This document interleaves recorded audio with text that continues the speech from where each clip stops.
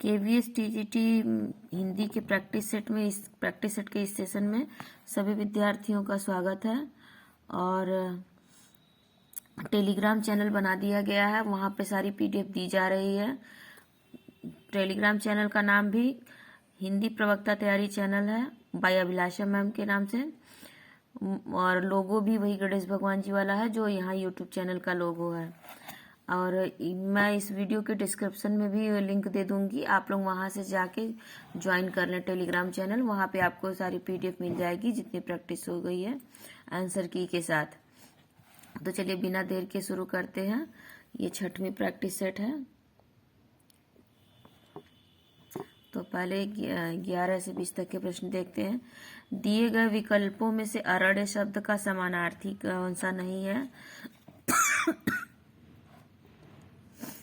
अरण्य शब्द का समानार्थी कौन सा नहीं है? तो पावक, वारण, कानन और सदन। तो देखिए इसमें पावक भी, इसमें अरण्य का समानार्थी नहीं है और सदन भी नहीं है। पर आंसर की में डी माना है। सदन, सदन तो घर को कहा जाता है, पावक अग्नि को कहा जाता है। लेकिन वारण, सदन और कानन ये सभी अरण्य के समानार्थी। अरण्य का मतलब जंगल होता है। विपिन, कानन, अरण्य, ठीक है। और आगमन शब्द में कौन सा उपसर्ग है? तो आगमन में आ उपसर्ग है, आ धन गमन से बना हुआ है। ऑप्शन डी सही है इसका। वह स्त्री जिसका पति दूसरा विवाह कर ले, इस वाक्यांश के लिए एक शब्द है, तो इसके लिए अध्यूढ़ा होता है। ऑप्शन ए सही है। अनेक शब्दों के लिए एक शब्द में मेरी ये सब है, प्लीज देख लीजिए, बहुत फायदा करेगा आप लोगों को। पितृधन अनुमति का सही संधि होगा पितृधन अनुमति, मतलब पित्रानुमति। पित्रानुमति ऑप्शन ए सही है। लोग आजीवन टट्टू की तरह जुते रहते हैं, टट्टू शब्द का बहुवचन है, टट्टुओं होगा। तो देखिए टट्टुएं, टट्टू, टट्टुओं होगा। ऑप्शन बी सही है। यो नहीं होगा, ओ होगा। ऑप्शन बी सही है इसका। इनमें से कौन सी विपरीत शब्दों की उचित जोड़ी नहीं है? तो अपाच्य कुपाच्य, शुक्ल का कृष्ण है, अज्ञ का विज्ञ है, बर्बर का सभ्य है। अपाच्य का कुपाच्य नहीं होगा, बल्कि अपाच्य का सुपाच्य होगा। तो इसमें उचित जोड़ी नहीं है। Option A. निम्नलिखित समास विग्रह को अन्य किस नाम से जानते हैं? शूल है पहाड़ी में जिसके, तो शूल है पहाड़ी में जिसके अर्थात शंकर। वीणा है पहाड़ी में जिसके सरस्वती। वज्र है पहाड़ी में जिसके इंद्र। तो ये होगा शूल है पहाड़ी में जिसके शंकर। ऑप्शन डी सही है। राधे लाल ने विनय को राजी करने की बड़ी कोशिश की, परंतु विनय तो उड़ती चिड़िया पहचानता था, वह उनकी मीठी बातों में नहीं आया। तो उड़ती चिड़िया पहचानना का अर्थ क्या है? इसमें है अटकलें लगाना, चालाकी भाप जाना, सावधान रहना, पक्षियों का विशेषज्ञ होना। तो इसका उत्तर होगा चालाकी भाप जाना। ऑप्शन बी सही है। अपादान कारक किस वाक्य में है? वृक्ष से पत्ते गिरते हैं, यही पहले ही वाक्य में है। वृक्ष से पत्ते गिरते हैं, अपादान कारक है अलग होने के अर्थ में। धोबी को धुलने के लिए कपड़े दो, उसकी गाय सुंदर है, वह फल खाता है, इसमें नहीं है इन तीनों में। निम्नलिखित शब्दों में से अशुद्ध वर्तने वाले शब्द का चयन कीजिए। महीना, अनुग्रह, क्रिया और सप्ताह। तो देखिए अनुग्रह नहीं होता, अनुग्रह होता है। ग में री की मात्रा नहीं, बल्कि ग में र की मात्रा होगी, तो ये शुद्ध वर्तनी होगी। तो ऑप्शन बी सही है, इसमें अशुद्ध वर्तनी है।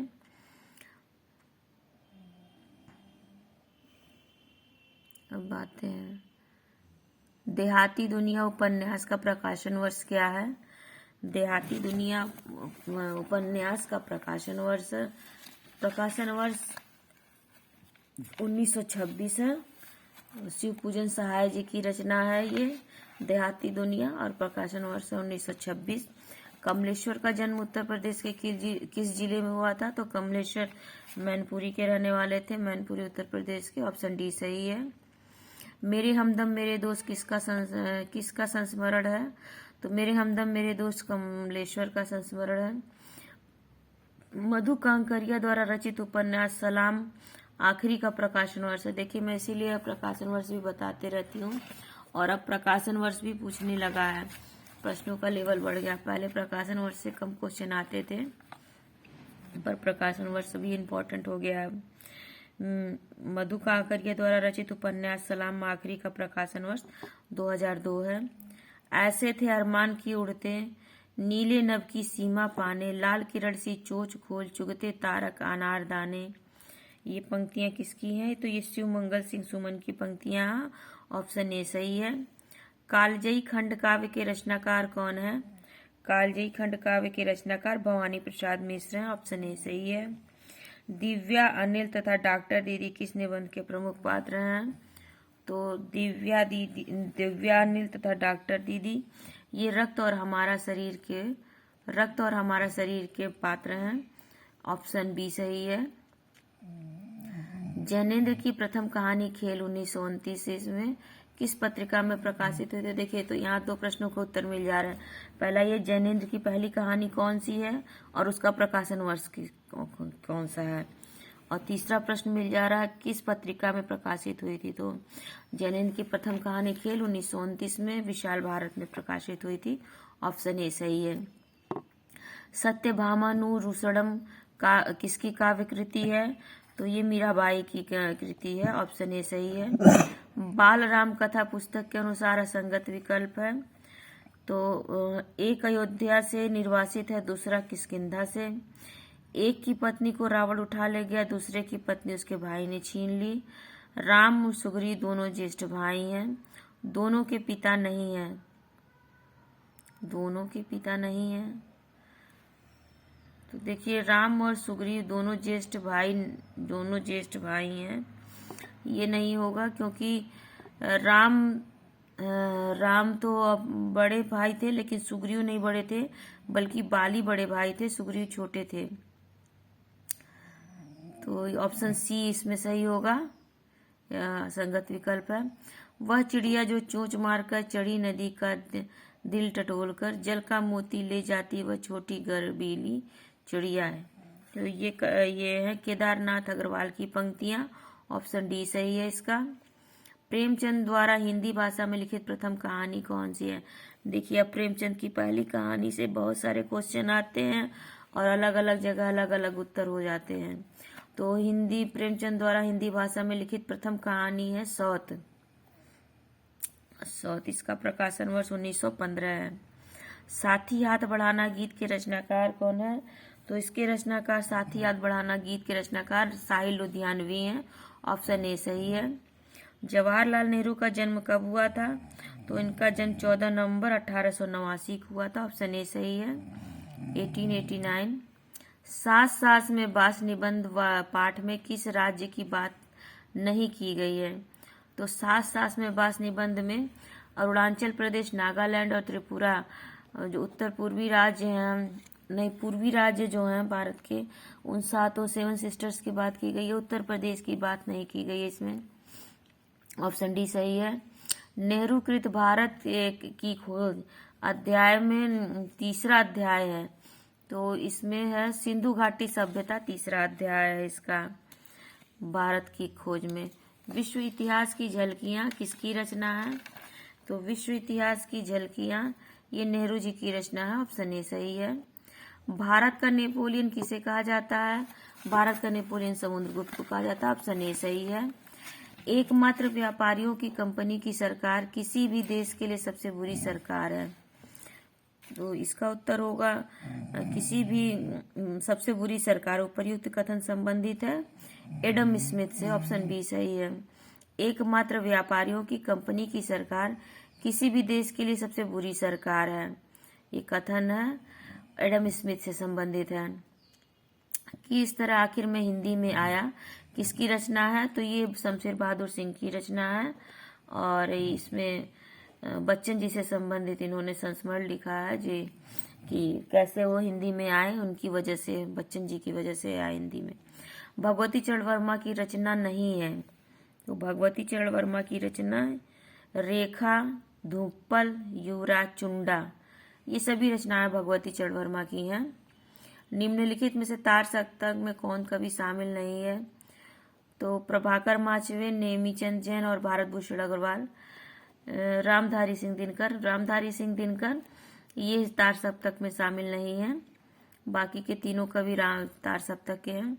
कागजी है पैराहन की विधा, कागजी है पैराहन की विधा क्या है? आत्मकथा विधा की रचना है। ऑप्शन सी सही है। किस कवि की गणना अष्टछाप के कवियों में नहीं की जाती?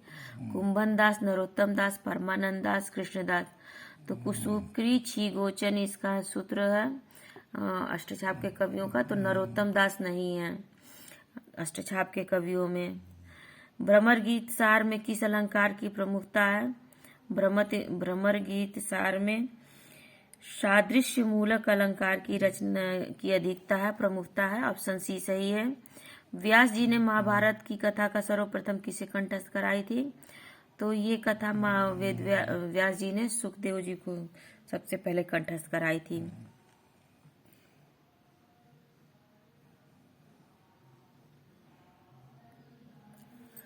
वर्णावत जाने पर कुंती के साथ पांडव कौन सी नगरी में भिक्षा मांगकर दिन गुजारे थे? तो ये एक चक्रा नदी गांव था, एक चक्रा नगरी थी। ऑप्शन ए सही है। अज्ञातवास के समय सहदेव किस नाम से राजा विराट के यहाँ रहकर गाय बैलों की देखभाल करते थे? सहदेव तंतिपाल नाम से वो रहते थे राजा विराट के यहाँ। यदि अकेले पर कईयों का हमला करना धर्म नहीं तो बालक अभिमन्यु कैसे मारा गया? कथन किसका है? तो ये कथन युधिष्ठिर का है। Option C. महर्षि दुर्वासा अपने कितने शिष्यों को साथ लेकर दुर्योधन के राजभवन में पधारे थे? तो 10,000 शिष्यों को लेकर महर्षि दुर्वासा दुर्योधन के राजभवन में पधारे थे। ऑप्शन डी सही है। इस जल प्रलय में लेखक ने मृत्यु का तरल दूध किसे कहा है? तो डीजल को, पेट्रोल को, दूध को नहीं, बाढ़ के पानी को कहा है मृत्यु का तरल दूध कहा है इस जल प्रलय में। रीढ़ की हड्डी किस समस्या पर आधारित है? तो रीढ़ की हड्डी सामाजिक समस्या पर आधारित है। ऑप्शन सी सही है। प्रयोगवादी काव्यधारा में कुछ ऐसे कवि भी हैं जो विचारों से समाजवादी और संस्कारों से व्यक्तिवादी हैं, जैसे शमशेर बहादुर सिंह, नरेश मेहता। तो ये हैं। ऑप्शन ए सही है। प्रयोगवाद काव्यधारा में कुछ ऐसे कवि भी हैं जो विचारों से समाजवादी हैं और संस्कारों से व्यक्तिवादी। तो वे कवि हैं शमशेर बहादुर सिंह और नरेश मेहता। ऑप्शन ए सही है। हिंदी आलोचना का इतिहास कौन से काल से माना जाता है? तो हिंदी आलोचना का इतिहास आधुनिक काल से माना जाता है। ऑप्शन डी सही है। राम लक्ष्मण परशुराम संवाद तुलसीदास कृत रामचरितमानस के किस कांड में वर्णित है? राम लक्ष्मण और परशुराम संवाद, तो ये बालकांड में वर्णित है। ऑप्शन डी सही है इसका। यह दंतुरित मुस्कान कविता में कवि किसके मनोहारी मुस्कान को देखकर उसके मन में भाव उमड़ते हैं? तो दंतुरित मुस्कान में छोटे बच्चे की मुस्कान देखकर कवि के मन में भाव उमड़ते हैं। ऑप्शन ए सही है। बाल गोविंद भगत शीर्षक रेखाचित्र का मुख्य पात्र कौन है? बाल गोविंद शीर्षक का रेखाचित्र का प्रमुख पात्र बाल गोविंद भगत किनके आदर्शों पर चलते हैं? तो वो कबीरदास के आदर्शों पर चलते हैं। ऑप्शन सी सही है।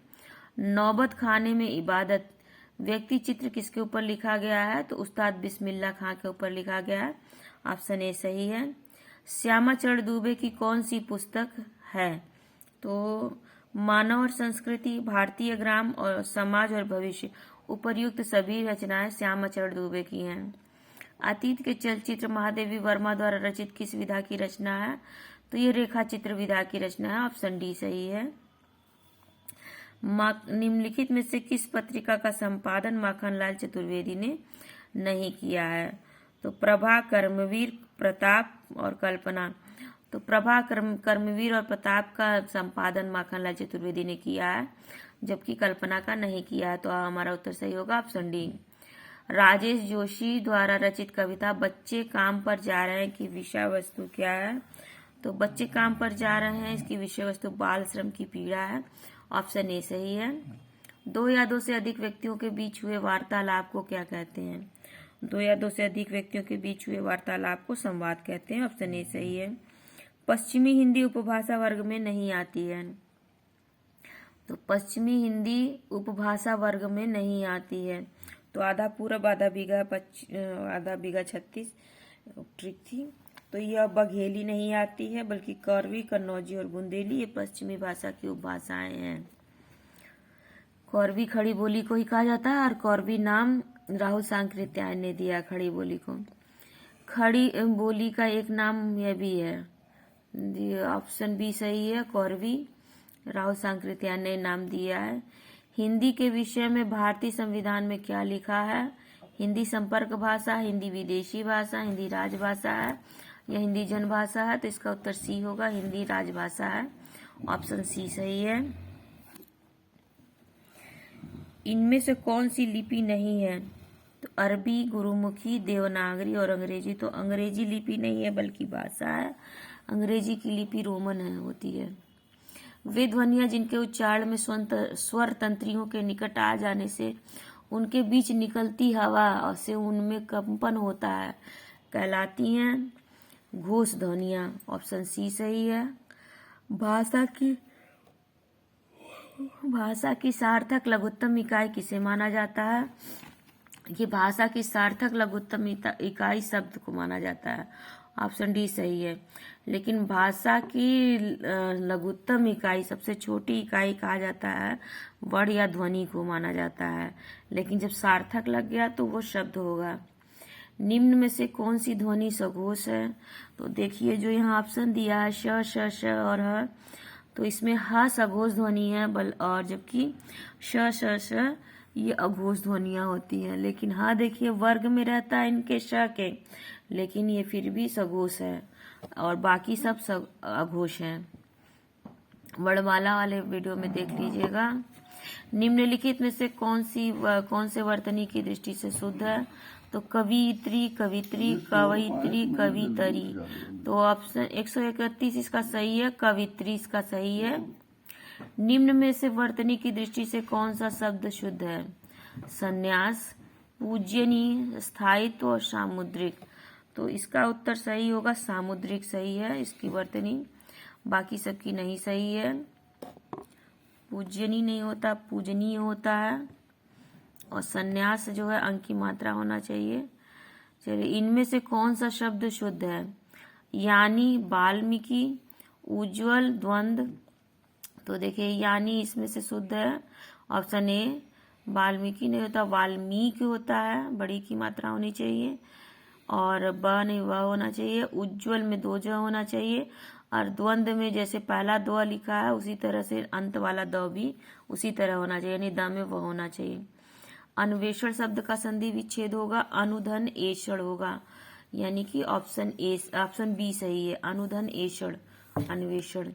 शयन में संधि है तो अय आय होगा, वहां पे अयादि संधि होती है, ऑप्शन ए सही है। 2 निकटवर्ती वर्णों के परस्पर मेल से जो परिवर्तन होता है उन्हें क्या कहते हैं? तो निकटवर्ती वर्णों के परस्पर मेल से, तो देखिए पहला संधि विच्छेद दे दिया है तो संधि विच्छेद कहाँ होगा? वो तो मेल हो रहा है तो संधि होगी, ऑप्शन डी सही है। नीचे दिए गए शब्द का सही संधि विच्छेद होगा यथावसर, तो यथा धन अवसर होगा, यथावसर, हाँ यथा धन अवसर होगा, ऑप्शन बी सही है 137 का। संवाद का संधि विच्छेद होगा समधनवाद। देखिए पहले में सन दिया है संवाद और दूसरे में सह दिया है, तीसरे में सम दिया पर हलंत नहीं लगाया है, तो हलंत वाला ऑप्शन बी समधनवाद होगा संवाद का। लालटेन शब्द है, लालटेन विदेशी भाषा का शब्द है, अंग्रेजी भाषा का शब्द माने लैंटर्न से बना है लालटेन। उर्दू आगत शब्द है, देखिए बहुत इंपॉर्टेंट है, उर्दू आगत शब्द है तुर्की भाषा का, ऑप्शन डी सही है। लोग उर्दू को अरबी या फारसी, पश्तो भी समझ सकते हैं, लेकिन उर्दू तुर्की भाषा का शब्द है, तुर्कों ने इसका आविष्कार किया था। निम्नलिखित में से कौन सा तद्भव शब्द नहीं है? राय, खेत, दाहिना या कवि। तो इसमें कवि तद्भव शब्द नहीं है बल्कि तत्सम है, बाकी के तद्भव शब्द हैं। निम्न में से कौन सा शब्द तत्सम नहीं है? तत्सम पूछा, पाद, प्यास, पुराण, पंक्ति। तो तत्सम नहीं है, यानी कि तत्सम है तो पंक्ति इसमें तत्सम है नहीं। कौन सा शब्द तत्सम नहीं है? यानी कि तद्भव पूछा जा रहा है। तो पाद, पंक्ति और पुराण इसमें तत्सम है। प्यास इसमें तद्भव शब्द है, ऑप्शन बी सही है। निम्न विकल्पों में से उस विकल्प का चयन कीजिए जो दिए गए शब्द युग्म के सही अर्थ वाला हो। तो किनारा, अच्छा, खादी, खादी, खादी, खाद पूछा है। तो खादी का अर्थ कवच होता है और खादी बड़ी की मात्रा का अर्थ होता है कटीला। जिसमें छोटी की मात्रा लगी है उसका अर्थ होता है कवच, और जिसमें बड़ी की मात्रा लगी है उसका अर्थ होता है कटीला, यानी कवच कटीला, ऑप्शन बी सही है। निम्नलिखित में से एक सूर्य का पर्यायवाची है। तो सूर्य का पर्यायवाची रस, निचोड़, अर्क और सार। तो अर्क सूर्य का पर्यायवाची है, ऑप्शन सी सही है। निम्न विकल्पों में से उस विकल्प का चयन कीजिए जो दिए गए शब्द का पर्यायवाची शब्द नहीं है। तो दिया गया शब्द है चातक। चातक का वनप्रिय, सारन, पपीहा, स्वाति भक्त। तो चातक का पर्यायवाची वनप्रिय नहीं है, जबकि सारन, पपीहा और स्वाति भक्त ये सब इसके चातक के पर्यायवाची शब्द है। चरण शब्द में कौन सा प्रत्यय है? तो चरण शब्द में अन प्रत्यय है, ऑप्शन डी सही है। चर धन अन से बनेगा, तो चरण अन प्रत्यय लगा हुआ चरण में। श्रवणीय में कौन सा प्रत्यय है? तो श्रवण धन अनीय, श्रवणीय होगा, तो ऑप्शन बी सही है, अनीय। निम्न विकल्पों में से उस विकल्प का चयन कीजिए जो भाववाचक संज्ञा का सही विकल्प नहीं है। तो भाववाचक संज्ञा का सही विकल्प भ्राता नहीं है। अध्यापन, डकैती और शत्रुता ये सब भाववाचक संज्ञाएं हैं। भाववाच्य वाला वाक्य कौन सा है? भाववाच्य वाला वाक्य, तुम बहुत हंसती हो, मुझसे पढ़ा भी नहीं जाता, मुझसे इतना कष्ट नहीं सहा जाता, हमें भी मिठाई दे दो। तो इसका उत्तर होगा सी, मुझसे इतना कष्ट नहीं सहा जाता। ये भाववाच्य वाला शब्द है, वाक्य है। निम्न विकल्पों में से उस विकल्प का चयन कीजिए जो जातिवाचक संज्ञा का सही विकल्प है। रामायण, फूल, तेल, परिवार। तो इसमें फूल जातिवाचक संज्ञा है, क्योंकि फूल किसी विशिष्ट फूल का नाम नहीं लेगा, फूल तो सभी फूल आ गए, इसमें जातिवाचक संज्ञा है। निम्न विकल्पों में से उस विकल्प का चयन कीजिए जो दिए गए वाक्य के अनुसार सही अव्यय पदबंध का विकल्प हो। तो चला गया के साथ चला गया, अपने सामान के साथ वह चला गया, इसमें कौन सा अव्यय पदबंध है? चला गया के साथ चला गया, वे अपने सामान के साथ के साथ। तो इसका होगा अव्यय पदबंध है के साथ, ऑप्शन डी सही है इसका। पुरुषवाचक सर्वनाम मैं का संबंध किससे है? तो मैं का संबंध मेरा से है, ऑप्शन बी सही है। निम्नलिखित में से कौन सी प्रेरणार्थक क्रिया है? तो उठना, पढ़ना, सुनाना या गिरना। तो सुनाना यहाँ पर प्रेरणार्थक क्रिया है, ऑप्शन सी सही है। प्रयोग के अनुसार सर्वनाम के कितने भेद होते हैं? तो प्रयोग के अनुसार सर्वनाम के 6 भेद होते हैं। अपादान कारक के साथ विभक्ति होती है, अपादान कारक के साथ पंचमी विभक्ति होती है, ऑप्शन डी है, अपादान कारक पंचमी विभक्ति। कविता का मर्म में कौन सी विभक्ति है? तो षष्ठी विभक्ति है। कविता का मर्म में षष्ठी विभक्ति है, षष्ठी संबंध षष्ठी। निम्नलिखित शब्दों में से कौन सा स्त्रीलिंग नहीं है? तो वायु, रेणु, सेतु और रज्जु। तो वायु ये स्त्रीलिंग नहीं है, बाकी सेतु इसमें स्त्रीलिंग नहीं है। सेतु बना है, राम सेतु बना है, राम सेतु पे जाना, मतलब ये पुल्लिंग शब्द है। वायु चल रही है, रेणु और रज्जु ये तीनों नित्य स्त्रीलिंग शब्द हैं। इनमें से पुल्लिंग शब्द कौन सा है? दया, निर्धनता, बुढ़ापा और दुर्घटना। तो इसमें बुढ़ापा पुल्लिंग शब्द है, ऑप्शन सी सबसे ज्यादा पूछे जाने वाला शब्द है लिंग का। बहुवचन की दृष्टि से एक वाक्य शुद्ध है। चिड़ियां उड़ गई, चिड़ियां उड़ गई, चिड़ियाएं उड़ गई, चिड़ियां उड़ गई। तो इसमें चिड़ियां जिसमें चंद्रबिंदी लगी है, ऑप्शन डी, चिड़ियां उड़ गई, ये बहुवचन की दृष्टि से शुद्ध वाक्य है। लड़की पढ़ती है, यह वाक्य बहुवचन में होगा। लड़की पढ़ती है, इसका बहुवचन होगा लड़कियां पढ़ती हैं। तो लड़कियां ऑप्शन सी वाला सही है, जिसमें छोटी की मात्रा और यह पे चंद्रबिंदी लगी है, ये लड़कियां सही होगा, लड़कियां पढ़ती हैं। दोपहर में समास है, दोपहर में समास होगा द्विगु समास, दो पहरों का समूह, द्विगु समास। अनुगमन में समास होगा, अनु इसमें अव्ययी भाव समास होगा क्योंकि गमन में अनु लगा हुआ है।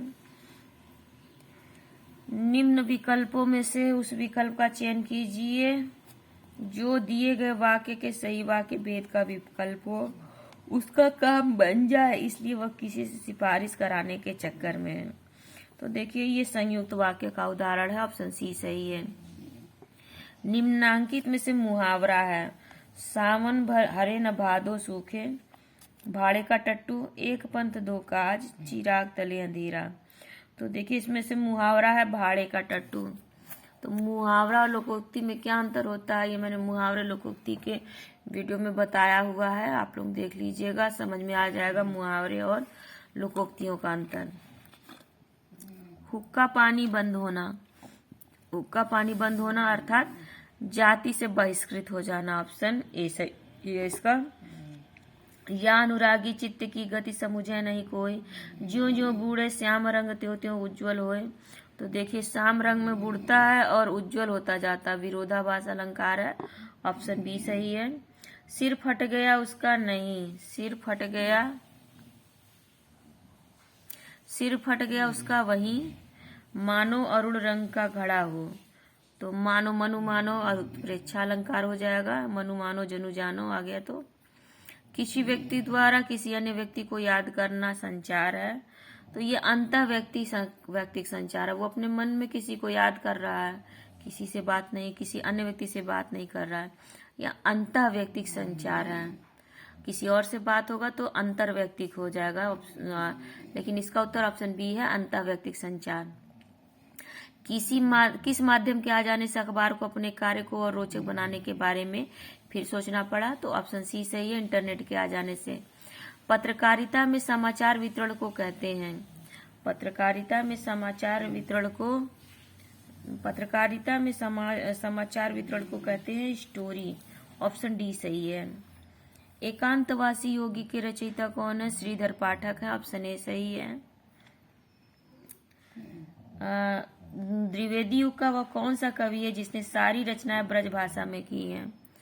द्विवेदी युग में खड़ी बोली का विकास होना शुरू हो गया था, बल्कि खड़ी बोली का अस्तित्व पूरी तरह से स्थापित हो गया था, परंतु जगन्नाथ दास रत्नाकर इन्होंने द्विवेदी काल में भी ब्रज भाषा में रचनाएं की हैं, ऑप्शन ए सही है। हिंदी में मुक्त छंद के प्रवर्तक निराला जी हैं।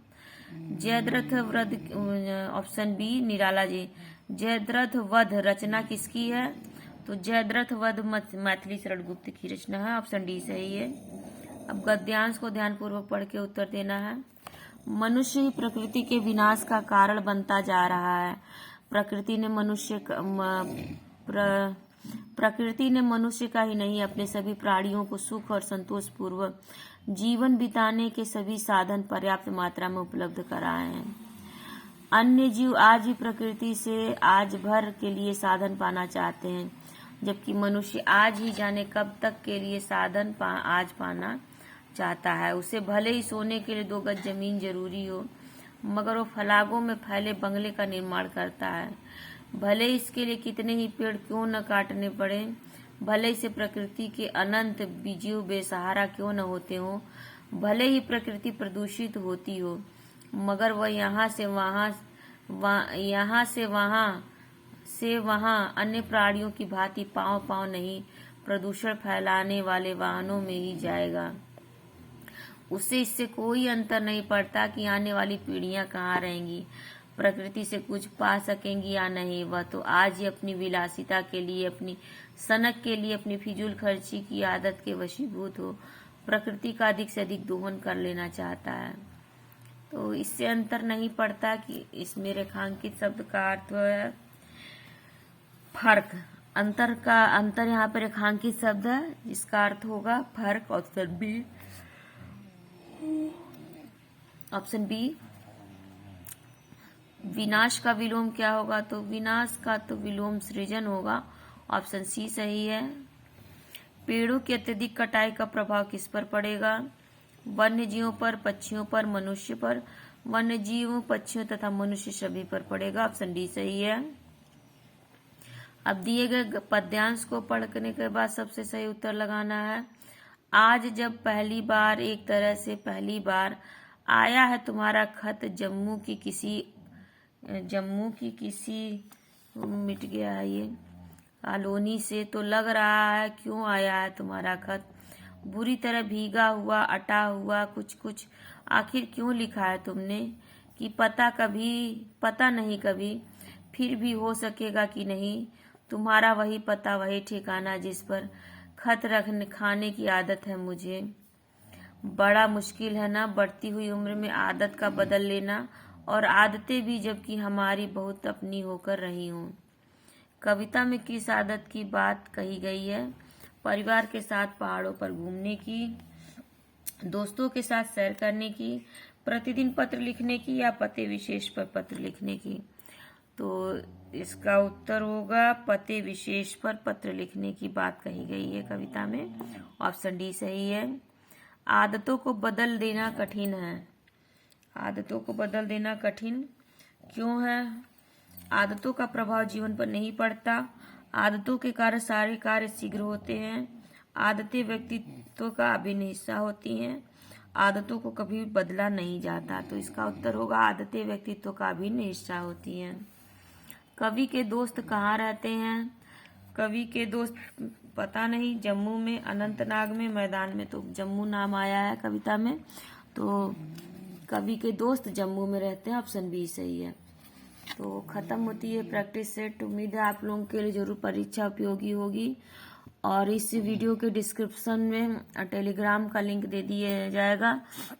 आप लोग टेलीग्राम चैनल को ज्वाइन कर लीजिए और वहाँ पर आपको सारी PDF उपलब्ध रहेगी और सारी क्लासेस की नोटिफिकेशन भी वहाँ मिलती रहेगी। और इसी नाम से हिंदी प्रवक्ता तैयारी चैनल के नाम बाई अभिलाषा मैम के नाम से ही चैनल का नाम रखा गया है। और वही लोगो है जो यूट्यूब चैनल का लोगो है, वही लोगो है टेलीग्राम का भी। मन में जो भी प्रश्न हो आप यहाँ कमेंट सेक्शन में भी पूछ सकते हैं और टेलीग्राम चैनल पर भी पूछ सकते हैं। कोई भी प्रश्न जो आपको कंफ्यूजन हो, आप जो मेरे पढ़ाने के अतिरिक्त भी कंफ्यूजन हो हिंदी विषय से संबंधित, वो आप हम मुझसे पूछ सकते हैं। टेलीग्राम पर भी पूछ सकते हैं और यहाँ भी कमेंट सेक्शन में पूछ सकते हैं। धन्यवाद मेरे साथ जुड़ने के लिए। आप सभी का बहुत बहुत धन्यवाद।